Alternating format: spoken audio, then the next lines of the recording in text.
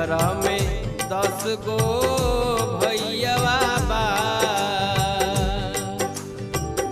नैहर में 10 गो भैयावा हो,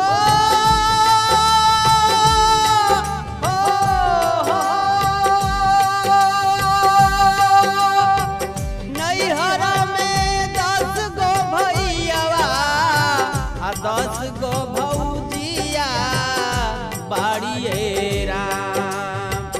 नैहर में 10 गो भैयावा आ 10 गो भौजिया बाड़िए राम। तब हूँ